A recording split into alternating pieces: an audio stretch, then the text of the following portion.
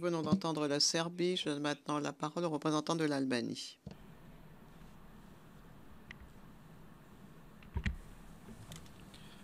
Mr. President, Monsieur le Président, je prends la parole en réponse à la déclaration qui vient d'être prononcée par le représentant de la Serbie à la suite de l'allocution du Premier ministre de l'Albanie ce matin.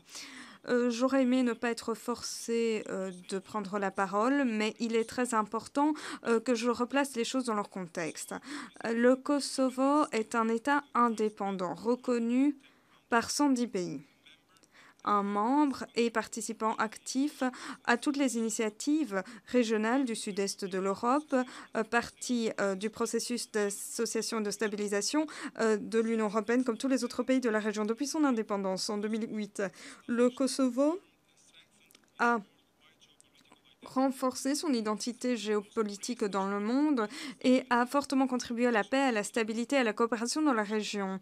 Qui plus est, le Kosovo et la Serbie ont lancé un dialogue couronné de succès qui a permis aux deux États de trouver des solutions communes à de nombreux problèmes et pour le bien de leur peuple.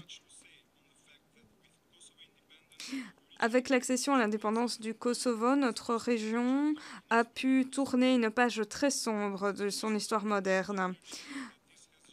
Cela a généré beaucoup d'énergie positive dans les Balkans et notamment dans nos propres relations avec la Serbie.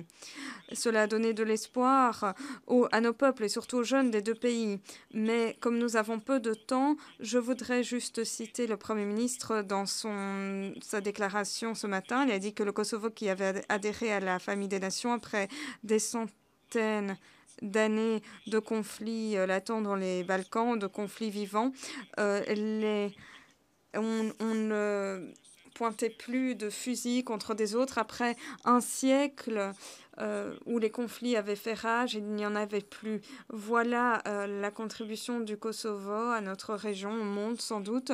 Nous souscrivons tout à fait à cette déclaration et nous allons continuer de l'affirmer afin que cette situation puisse se poursuivre.